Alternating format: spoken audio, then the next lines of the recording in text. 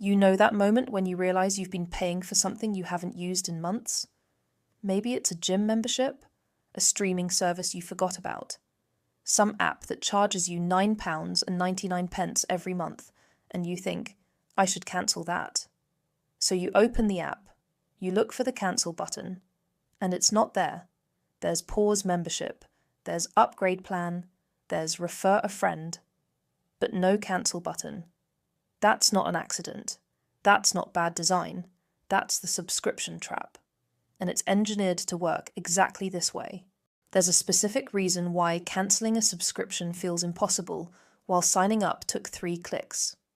And it's not incompetence. It's not bureaucracy. It's a carefully designed system that most people never see. But once you understand how it works, you'll notice it everywhere. In your gym app, your streaming services, your phone contract, your insurance.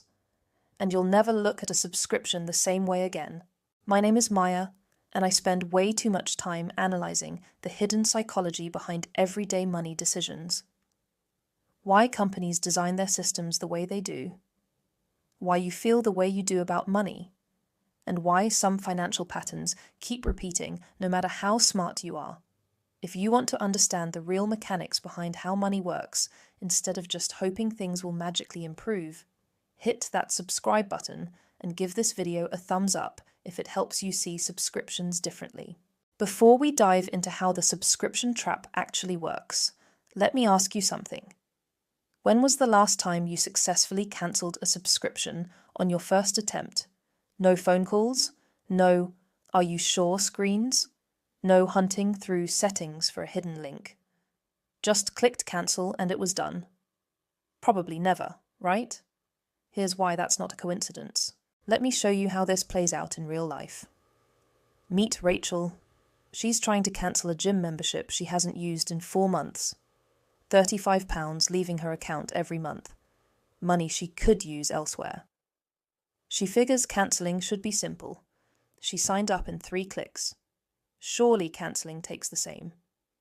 It doesn't. 3 weeks later, she's still paying, still trying to cancel, still wondering why something this basic feels impossible. And here's the thing that will probably surprise you. This isn't because Rachel is disorganised. This is because the system is designed to make cancellation as difficult as legally possible. Let me show you exactly how it works.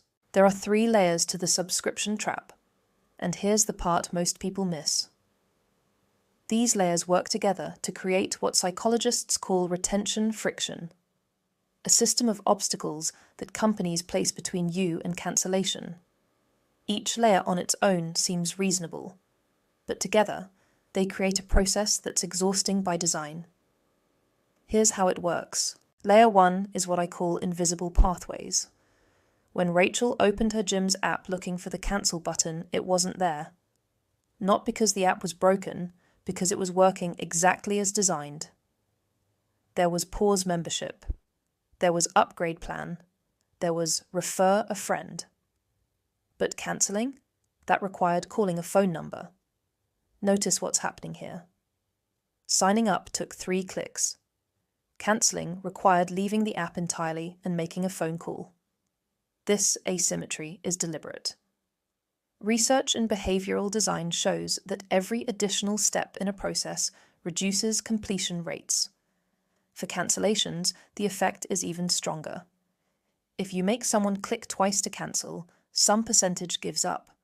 Make them call, more give up. Make them visit in person, even more give up. Companies don't just allow friction, they engineer it. And here's where it gets interesting. Every extra step you have to take makes cancellation less likely. Not because you changed your mind about wanting to cancel, but because effort drains motivation. By the time Rachel had to call, instead of just clicking a button, she'd hit the first friction layer. And many people stop right here. But Rachel didn't. She called. Which brings us to layer 2. Layer 2 is what's called transfer cost. When Rachel called the gym, she waited on hold for 15 minutes. Finally, someone answered. She explained she wanted to cancel. "I understand. Let me see what I can do." Actually, only our membership manager can process cancellations. Are you able to visit the gym in person? Notice what just happened. Rachel got transferred. Online to phone. Phone to in-person. Customer service rep to manager. Every time you're moved to a different channel, a different person, a different requirement, friction increases. This isn't policy. This is a friction layer designed to make people give up. Each transfer creates a decision point. And at each point, some people decide, it's not worth it. The company doesn't say you can't cancel. They just make you work for it. Week 3, Rachel took time off work to visit the gym in person. She explained she wanted to cancel. The manager appeared. So, you're thinking of leaving us? Rachel nodded. I haven't been in months. I'd just like to cancel. I totally understand. Before we do that, can I show you what we're offering? We can do 50% off for the next 3 months. That brings it down to £17.50. And here's where companies get really clever. This is layer 3. Layer 3 is the counteroffer, and this is where psychology comes in. At this moment, Rachel had already invested 3 weeks trying to cancel. Multiple attempts, mental energy, actual time off work. Then someone offers her a deal, a significant discount. It reframes the entire decision. Before, I want to cancel because I don't use this. After, maybe I should keep it.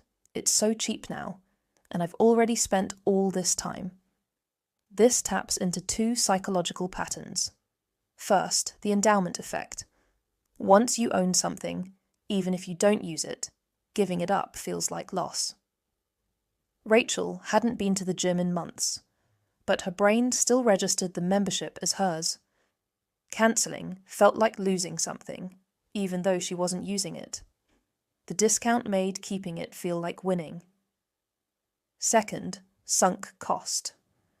Rachel had spent 3 weeks on this process, walking away empty-handed after all that effort felt wasteful. Taking the discount felt like getting something for her time. The manager knew this. That's why the offer comes at the end, not the beginning. Rachel declined. She filled out a form. And actually, because you're still within your contract period, there's a £25 cancellation fee. Rachel stared at the form. 3 weeks, multiple attempts, and now a fee. She paid it. Great. This'll process in 5 to 7 business days. You'll get 1 more charge this month since we're past the billing date, but after that, you're all set. Rachel finally cancelled. It took 3 weeks, 2 phone calls, 1 in-person visit, and cost her more time and frustration than she ever expected. Here's what Rachel couldn't see. Rachel thought the problem was her, that she didn't know the right way to cancel, that maybe she should have read the terms more carefully. But here's the truth. She was navigating a system optimized to make cancellation as difficult as legally possible. The gym didn't want to lose £35 a month. They were willing to make her spend 3 weeks, multiple contact attempts, and visit in person to keep it. The math worked. For them. Most people give up somewhere in that process. Rachel didn't. But she still paid more in time and frustration than she expected. And here's the kicker. This isn't just gyms. This same pattern exists everywhere. Streaming services bury cancel options deep in account settings. Phone contracts require calls when you can sign up online. Insurance companies auto-renew with narrow cancellation windows.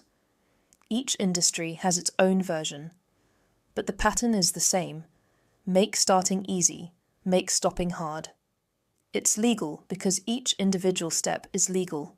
You can cancel, eventually.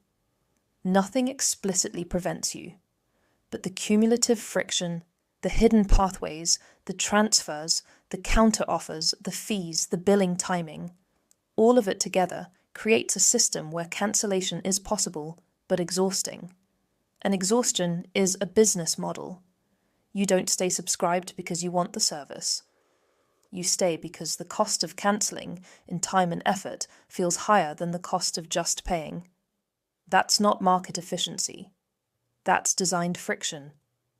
Some research suggests consumers pay for months, sometimes years, of subscriptions they've actively tried to cancel but couldn't complete. Not because companies refused, because the process wore them down.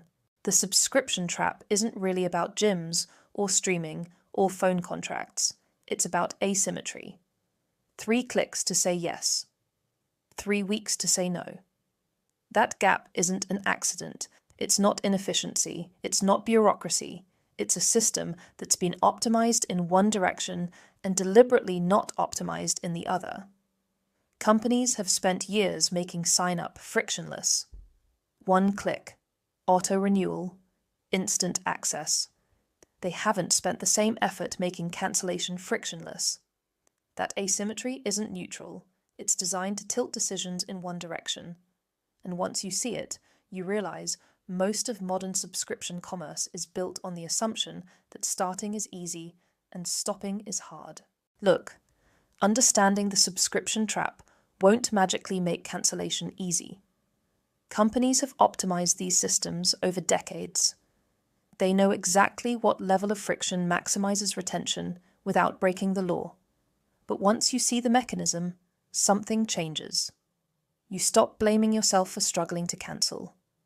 You realize it's not that you're disorganized or weak-willed. You're navigating a system designed to exhaust you. And that awareness changes how you approach subscriptions from now on. Start noticing these patterns in your own life, the hidden pathways, the transfer costs, the counter-offers that appear at exactly the right moment. Because the first step to beating the trap is seeing it clearly. That's the subscription trap.